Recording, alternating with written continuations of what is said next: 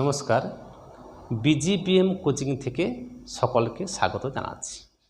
আমাদের আজকের আলোচনার বিষয় হিমবাহের কার্য। হিমবাহ কি?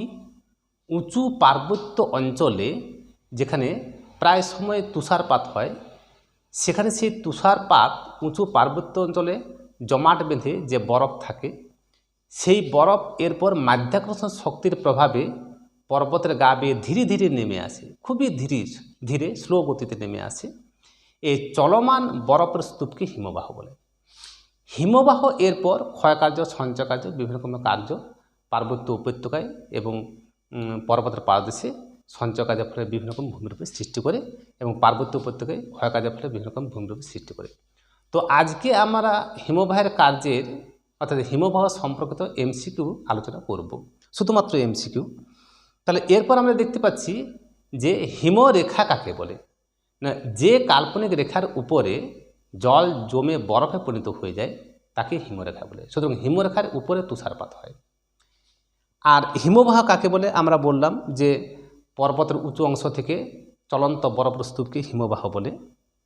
এরপর হচ্ছে নেভে কি?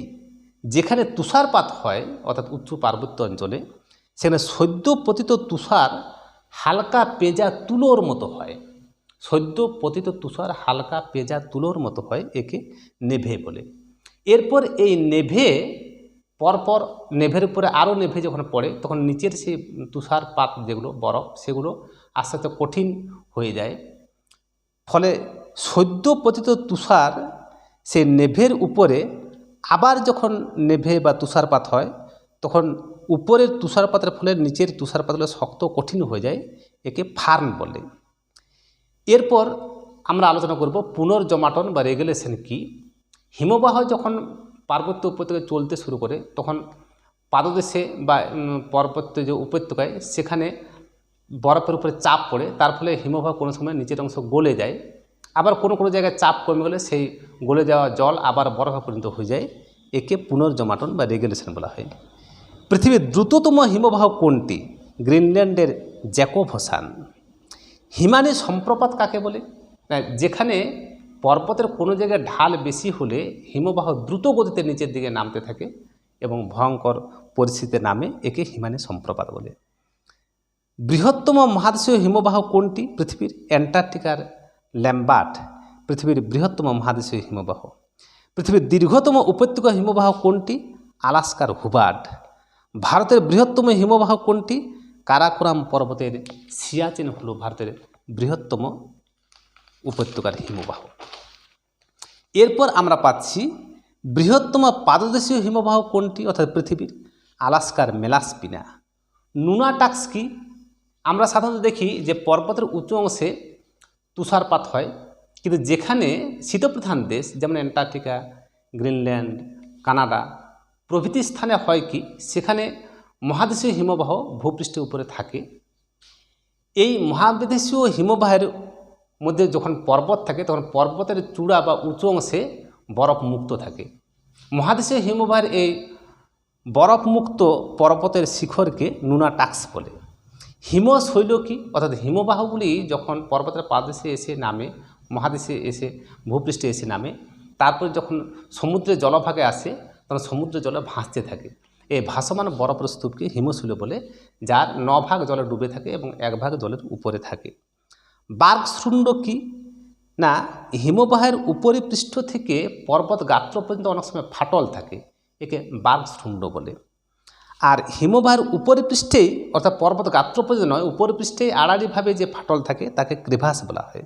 সুতরাং এখানে পার্থক্যটা আমাদের একটু জানতে হবে। বার্গশৃঙ্গে হিমবাহের পৃষ্ঠ থেকে একেবারে পর্বত গাত্র পর্যন্ত ফাটল থাকে, কিন্তু ক্রিভাসে পর্বত গাত্র পর্যন্ত ফাটল থাকে না, আড়াআড়িভাবে হিমবাহের উপরিপৃষ্ঠে থাকে।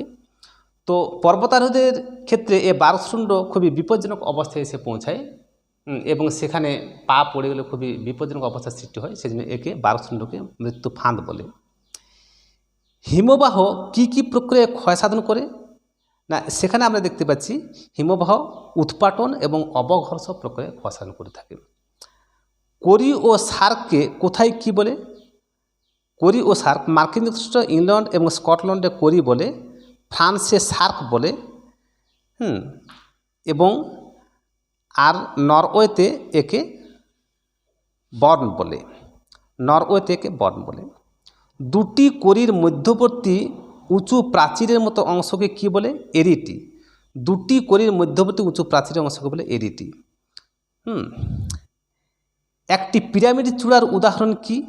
না, এক্ষেত্রে আমরা পাচ্ছি আল্পস পর্বতের মেটারহর্ন এবং হিমালয়ের নীলকণ্ঠ হলো এবং মাকালু হলো পিরামিড চূড়ার উদাহরণ। হিমশিড়িতে জল জমা হলে তাকে কি বলে? প্যাটার্ন স্টার হ্রদ। হিমশিড়িতে জল জমা হলে তাকে প্যাটার্ন স্টার হ্রদ বলে। ঝুলন্ত উপত্যকার উদাহরণ কি? যেমন ভারতের ঋষিগঙ্গা একটি ঝুলন্ত উপত্যকার উদাহরণ। কাকে দি ল্যান্ড অফ ফিওর্ড বলা হয়? নরওয়ে দেশকে দি ল্যান্ড অফ ফিওর্ড বলা হয়। নরওয়ের বৃহত্তম ফিওর্ড এর নাম কি? সোগনে। পৃথিবীর বৃহত্তম ফিওর্ড কোনটি? গ্রিনল্যান্ডের স্কোরসবি সাউন্ড। একসঙ্গে অসংখ্য ড্রামলিন গড়ে উঠলে তাকে কি বলা হয়?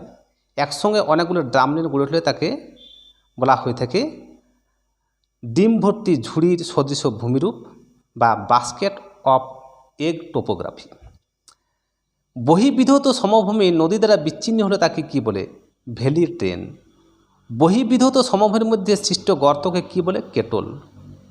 কেটলে হ্রদের তলদেশে সঞ্চিত পলিকে কি বলা হয়? ভার্ব। কেটলগুলির মাঝে দুটি কেটলের মাঝে যে উঁচু স্থান তাকে কি বলা হয়? নব। হিমবাহ বাহিত পলি কাদা আঁকাবাঁকা শৈলশিরার মতো জমা হলে তাকে কি বলা হয়ে থাকে? স্কার। আর হিমবাহ বাহিত পলি বালি ত্রিকোণ আকারে অর্থাৎ বদ্বীপের আকারে জমা হলে তাকে বলা হয় কেম। হিমবাহ বাহিত বড় বড় প্রস্তরখণ্ড সঞ্চিত হলে তাকে বলা হয় আগামুখ। আর বালি ও কাদার উপর প্রস্তরখণ্ড সঞ্চিত হলে তাকে বলে বোল্ডার ক্লে বা টিল। তাহলে আমরা হিমবাহের ক্ষয়কাজের এবং সঞ্চয় কাজের ফলে বা হিমবাহের এমসিকিউ সম্পর্কিত কার্যের হিমবাহের কাজের এমসিকিউ সম্পর্কিত আলোচনা শেষ করলাম।